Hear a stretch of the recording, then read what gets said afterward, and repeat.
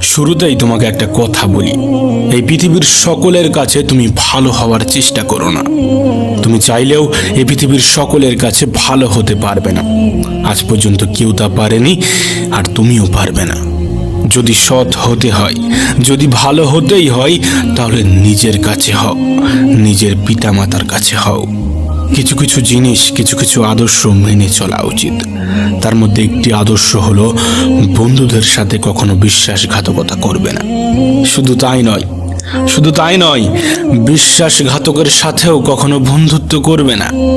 নিজের মধ্যে একটা জিনিস থাকা খুবই প্রয়োজন, খুবই জরুরি, আর তা হলো সৎ সাহস।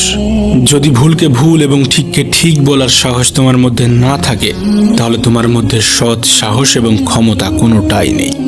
তোমার সাথে তোমার রবের সম্পর্ক সব থেকে বেশি গভীর হওয়া উচিত।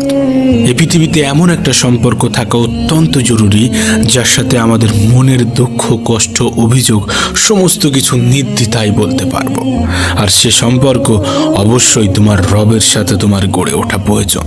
তোমার রবের সাথে এমন একটা সম্পর্ক গড়ে ওঠা অত্যন্ত জরুরি। মনে রেখো, এই পৃথিবীতে সব থেকে বেশি দ্রুত কাজ করে মানুষের প্রার্থনা। হ্যাঁ, মানুষের প্রার্থনা মুখে আসার আগেই তা সৃষ্টিকর্তার কাছে পৌঁছে যায়, মুখে আসার আগেই তা রবের কাছে পৌঁছে যায়। কখন বুঝবে, কিভাবে বুঝবে যে তুমি ঠিক রাস্তায় আছো নাকি ভুল রাস্তায় আছো? মনে রেখো, যখন মানুষ তোমাকে নকল করতে শুরু করবে, তখন বুঝে নিও তুমি জীবনের সফলতার দিকে এগোচ্ছ। তুমি সঠিক রাস্তায় আছো, তুমি ঠিক রাস্তায় আছো।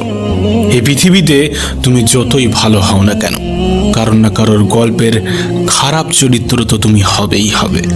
এটা বাস্তবতা, এটা সত্য কথা।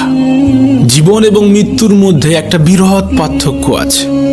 যার কোনো গ্যারান্টি নেই, তার নামই হলো জীবন, আর যার ফুল গ্যারান্টি আছে, তার নামই হলো মৃত্যু। মনে রেখো, তুমি যদি সুখে থাকতে চাও, তুমি যদি আনন্দে থাকতে চাও, তাহলে অন্যের উপর নির্ভরশীলতা ছেড়ে দাও। তার কারণ অন্যের উপর নির্ভরশীল মানুষগুলো কখনোই আনন্দে থাকতে পারে না। এই জন্য এমনভাবে নিজেকে তৈরি করো যাতে তোমার ইচ্ছা এবং প্রয়োজনগুলো তুমি নিজেই পূরণ করতে পারো।